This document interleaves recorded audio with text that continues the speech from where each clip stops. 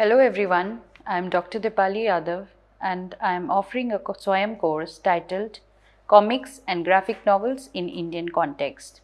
We are into week 3 where we are going to discuss the future of Indian graphic novels. This is the last lecture of week 3 and it's titled as The Indian Graphic Novel is Here to Stay, which is an article by Paul Gravett. So, in this week, just doing a brief look back at what we have done this week. In the very first few lectures, we discussed about the origin, form, and content of graphic novel through Hilary Schuth's work, that why comics should be read as literature, why they should be more taught to children in school, in the colleges, in the universities, and how despite proliferation of so many different kinds of forms in the form of television and so many media forms that exist through social media platforms, computer and OTT media, why graphic novel as a narrative form is still important, and why there should be more and more graphic novels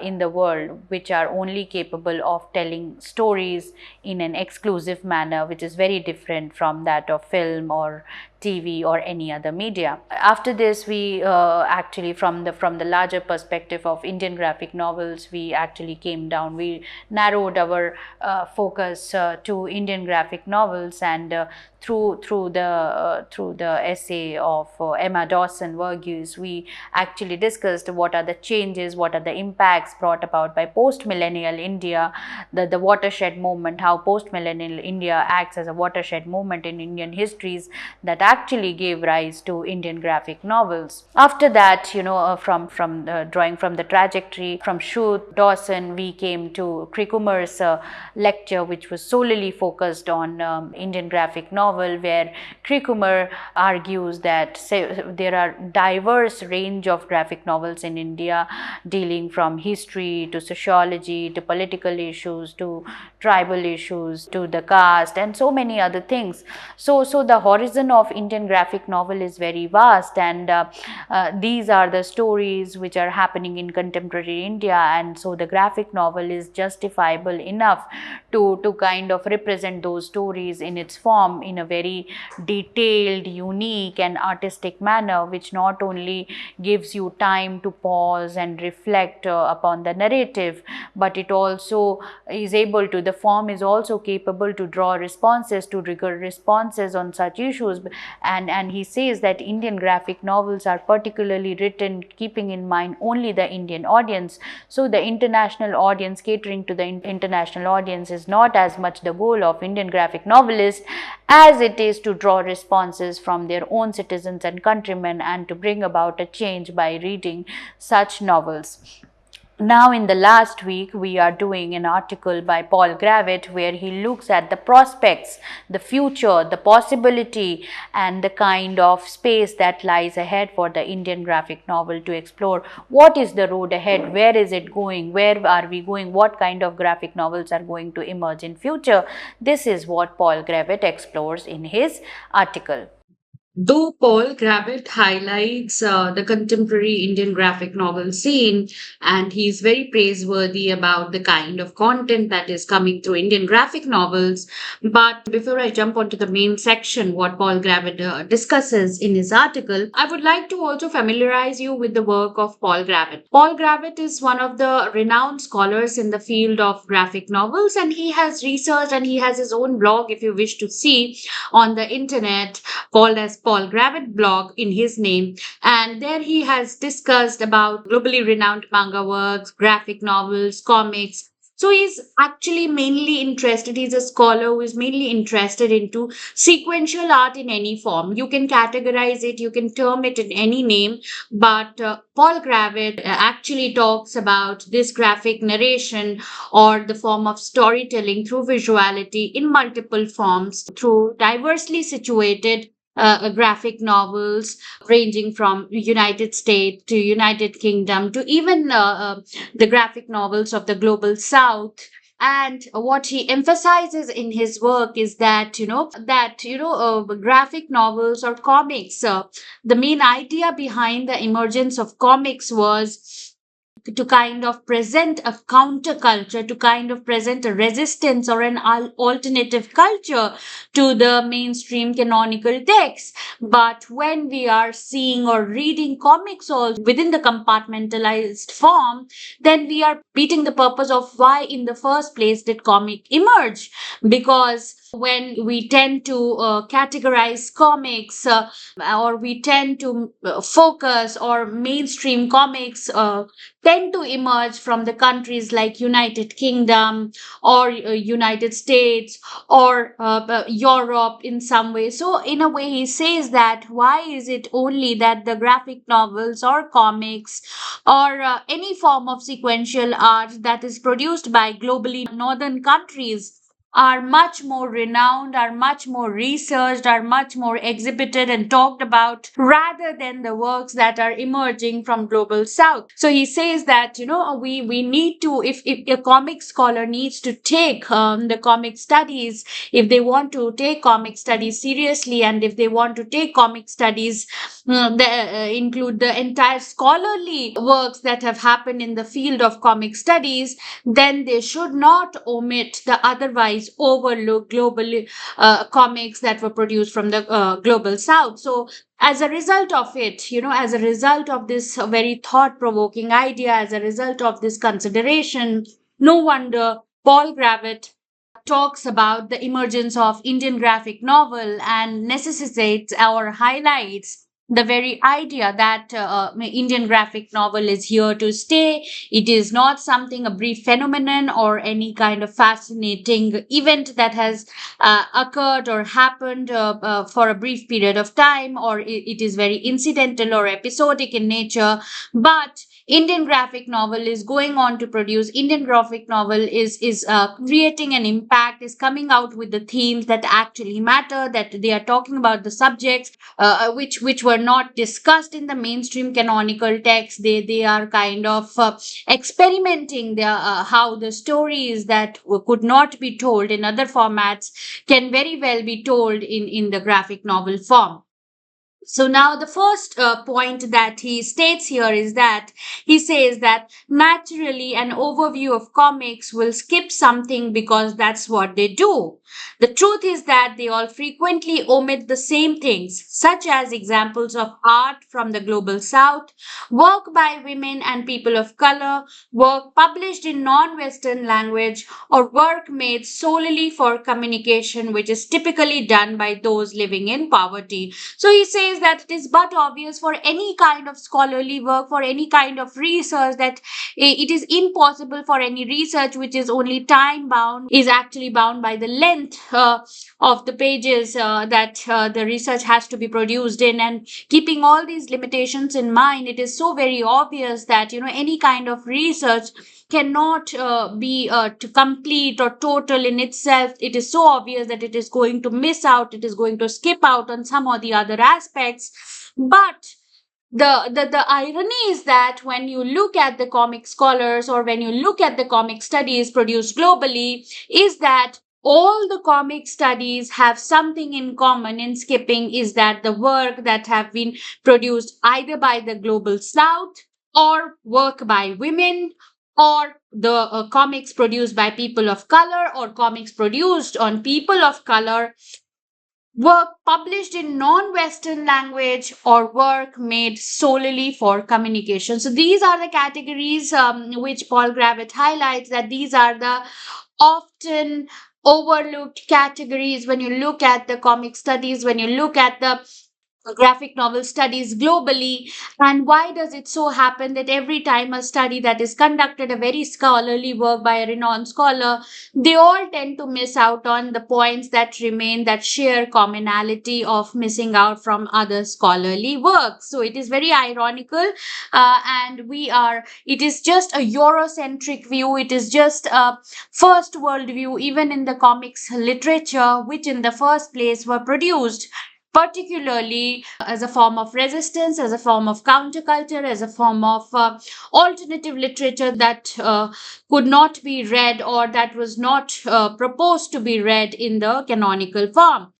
Second, he says, every comic ever made is kept in one place allowing us to observe firsthand that the history we were taught, the one that already included well known white men like Picasso, was the least engaging one that could have been written. So he says that it is another factor that he highlights in the comic studies that have been produced globally and especially in the white countries is that, for example, we tend to, when we tend to see the works in visuality, we tend to read only few visual artists, for example like Picasso, for example like Michelangelo, people who are very well known and people who have been celebrated globally, and as if there is no other person from Africa, as if there is no other person from South Asia or Southeast Asia or South America who may have produced any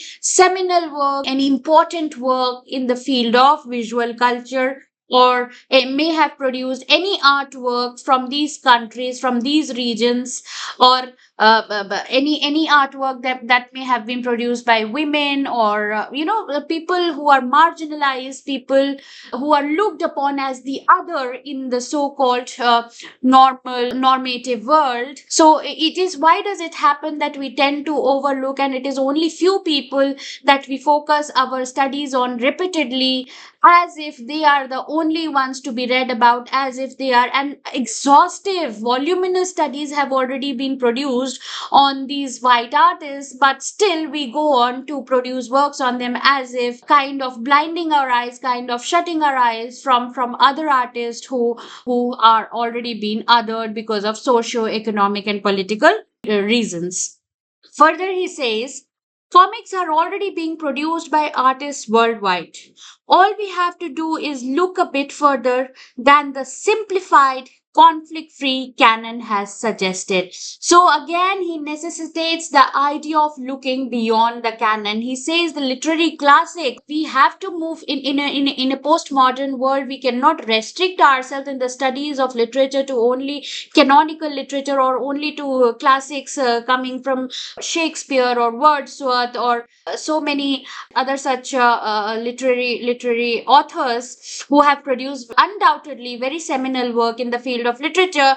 But why is it so? I mean, then just like Picasso or in the field of literature, we tend to focus again and again repeatedly on the very few names that have exhaustively been researched upon. So we need to move beyond the canon. We need to justify the existence of comics or graphic novels as a form, as a medium that actually emerged as a form of resistance through the underground culture. Next, he says it makes some historical sense for Gravett to want to give a top-down history. So what he says that if anybody, any scholar or any student who wants to research in the visual field, particularly upon graphic novels and comics, they should have something more than the top-down approach. It's not looking down upon the authors, the illustrators, the artists who have emerged from these countries or who have already been othered, as I said, as I mentioned earlier. But the approach should be more than the top down approach. Rather, it should be an encompassing, rather it should be a generous, rather it should be a compassionate approach, even to include otherwise overlooked scholars.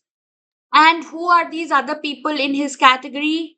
Black people, women, non binary identities, transgendered, and masculine graphic novels, graphical biographies also need to be included in telling the history of world comics. This is what he says. These are the people who form the category of other people. And as we do, as we move forward in our syllabus in this SWAYAM course, we'll also see when I do the section of graphical biographies, we are again limited by the fact that we only have biographies which are repeatedly being produced from history only of male icons, only of the historical people or historical persons who were very famous in India's history. But They are all male, so it is very masculine graphic biographies are being produced. We also need to look at the women's role in the history. We also need to share and highlight and kind of acknowledge the role of women, the role of non-binary identities, trans identities, black people and women into when we try to do a comprehensive study on the history of world comics. So, comics have been serious business in India since 1967. Just like all other theorists and critics, everybody begins by giving a brief history, by looking back at how the form has emerged, and then they go on to shape their argument. Comics in India used to be underappreciated as cheap, undemanding, throwaway entertainment mainly for kids or the subliterate. The famous Amar Chitrkatha series of comics, launched in 1967, changed this perception somewhat by adapting India's great legends and history and demonstrating the educational value of comics for children. The modern Indian graphic novel, which is radically repositioning the comics medium and bringing it into the 21st century with significant literary giants like Hachette, HarperCollins, and Penguin, as well as smaller picture book companies like Tara Books and the political press Navayana, and exclusive comic oriented specialists like Blaft, Phantomville, and Mantare. So these are the publishing houses that have emerged after graphic novel shaped, or graphic novel had already established a kind of significant strong ground for itself. Then the publishing agencies took the risk of coming up with the publication houses that were solely dedicated to coming with graphic novel form or the illustrated book format. So, the very emergence of these publication houses itself suggests that graphic novels were very successfully and very widely accepted by the Indian readers. India is part of the graphic novel movement. The graphic novel is a term first coined in English in 1964 and was popularized by American legend Will Eisner, which can be understood simply as fat comic in book form, which can be aimed at adult readers. A growing library of Indian graphic novels of the non-genre variety, which emerged as a vibrant turn of the 21st century phenomenon, is building a strong community of creators and readers. So, graphic novel is very much a 21st century phenomenon. There are rarely any graphic novel that exists before 2000s. The endless retellings of the Ramayana and Mahabharata epics and their adaptation by more recent publishers such as Campfire, Vimanika, and Virgin Liquid Graphic India are modernizing them with technically impressive computerized illustration, which imitates the Hollywood blockbuster look of slick Western comic book output from Marvel and DC Comics and appeals to their fan audience. Of far greater interest are graphic novelists like Amrita Patil, Abhishek Singh, or Vikram Balgopal, who are bringing to these timeless tales their more personal and refreshing takes. How progressive graphic novels are made. So this is what Gravit looks like, because this is the form in itself is very progressive. It is kind of experimental. It is something that did not existed earlier, and it is trying to situate its content in the contemporary socio-political issues, or even in the histories that needed to be told or revisited in a different form to intensify the kind of effect that they create. So, this is also important that the form itself remains very progressive, and it just does not kind of becomes reductive enough to educate or impart knowledge, or just a piece of information or journalism, for which actually Indian comics were targeted for, and that is how they lost their audience and their readers in the long run. The way graphic novels are made in India relies less on the corporate conveyor belt production system of editors, writers, pencilers, inkers, colorists, and letterers. So these are the people who come together and then a graphic novel is produced. There are so many people. It is not a one man's job to produce a graphic novel. It is a teamwork. It is people involved in the production of comic books at various levels. If just one person, for example, a person who is there to give the font to the letters, what kind of fonting will be used, what kind of letters will be used, that is also very decisive in creating the artwork reach its totality, in trying to give the complete outlook or appeal that the artwork is creating. Instead, they are often the work and vision of a single complete author or a close partnership working as one. Being in control of every task brings a greater personality, directness, and intimacy, as one person or a collaborative duo can put their thoughts and feelings into words and pictures. The artistry in some graphic novels also draws on long traditions of visual storytelling, sometimes combined with printed or spoken words. A Patachitrakar, for example, is someone who reads out and performs the text of a story live for an audience while unrolling a vertical scroll of textless images one by one. The term appears in an article on traditional visual narrative in December 2014 issue of Marg magazine. Tara Books has experimented with two graphic novels illustrated by Patua scroll artist. One is Sita's Ramayana, illustrated by Moina Chitrakar and written by Samita Arni. The other is I See the Promised Land, illustrated by Manu Chitrakar and based on a biography by Martin Luther King by American writer-poet Arthur Flowers. So, Patua art, as I said, it is more of a performative art, while you are singing rather than written words in it. It is where the scroll is unfolded and the singers are kind of singing the story which is being unfolded through the scroll. But in the graphic novel form, that song is now written in the form of dialogue. So, how one art form traverses through the graphic novel medium and becomes another is also something to look upon, to see what is the politics that when a song which is sung usually is translated into the verbal form of a book is now written down into the verbal form of a book. What is the politics? What kind of effect? What are the differences in the effect produced while singing a song? What is the difference produced while doing a write-up of that song in the graphic novel form can also be researched upon. Another trend that is emerging in the graphic novel form is that of anthologies, and there are so many anthologies that are coming up. For example, Vishwajyoti Ghosh's This Side, That Side is also an anthology of partition stories. So rather than just one story running from beginning till end, there are separate set of stories in the graphic novel, and so as a result of it, there are so many diverse illustrators, so many diverse artists that also come into the play when an anthology takes shape. Another trend has been anthologies showcasing a range of emerging and established talents such as Obliterary Journal, POW, Dogs and 12.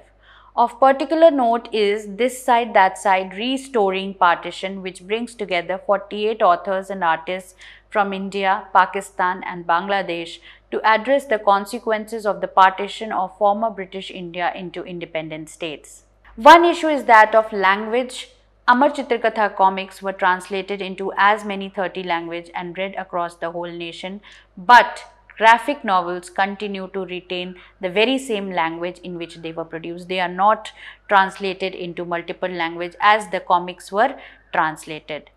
Apart from rare exceptions like Bhimayana, which was published in Malayalam, Tamil, Hindi, Bhimayana for its very reason, because it is a graphic retelling of Ambedkar's story, and the Navyana publishers wanted the story to reach to all kinds of audiences, Ambedkar's stories, and not just limit it to English, because then you are actually basing your audience who is kind of very sophisticated and knowledgeable only about English. But in order to reach the ground level, to even to the public who are not aware about what Ambedkar stood for, what were his struggles. So they actually wanted, to make Ambedkar a part of everyday discourse in India's diverse households.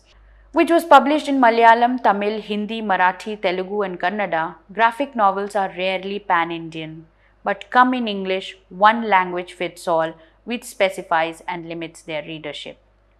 Unusually, considering how important autobiography has been in establishing the graphic novel elsewhere, For example, Art Spiegelman's Moss in America and Marjani Satrapi's Persepolis in France, first-person memoirs are quite thin on the ground so far in India, aside from a few tales in anthologies or Stupid Guy Goes to India, originally a manga by Japanese author Yukichi Yamatasu. So, unlike the biographies and the autobiographies, which is a very much emerging trend in the West, in India, you only have very few graphical biographies. Apart from the Amar Chitra Katha series that were there, and they produced life histories of so many national leaders and icons who participated in India's struggle, there are actually rarely life histories that are being told in the graphic novel form, except few such as Bhimayana, which actually is the life story of Bhimrao Ambedkar. But a graphic novel form that is actually narrates the life of an individual from beginning till his death, just as autobiographies, literary autobiographies, there is a scarcity in Indian market for the graphic autobiographies and biographies. Also noticeably underrepresented so far when compared to other countries are women's voices, aside from India's first women graphic novelist Amrita Patil. Cartoonist Sharat Sharma's remarkable network of comics workshops around the country are enabling many more women, especially outside urban areas, to express their experiences and viewpoints in poster-like 4-panel comics for the first time, issued as comics and newspapers. In conclusion, new multimedia fan conventions like Comic-Con India are encouraging local publishing and independent creativity, and also by attracting new audiences to other kind of comics. So what Gravit is here trying to say that we need more such publishing houses in India that are dedicated to the publication, marketing and outreach of graphic novels in India, which will actually improve, which will actually better the prospects of graphic novels in India. It is these regional, local and focused publishing agencies which are going to be the game changer for Indian graphic novels. The fact that almost 2/3 of India's 1.2 billion population are under the age of 35 suggests that, provided the habit of reading is maintained and promoted, there is great potential for the graphic novel to flourish, both in print and digital forms, online or via phones, tablets and other devices. Change is in the air. Graphic novels made in India are not graphic novelties or merely a passing fad like coloring books. They are here to stay and look set only to grow in their dynamism and diversity. Thank you.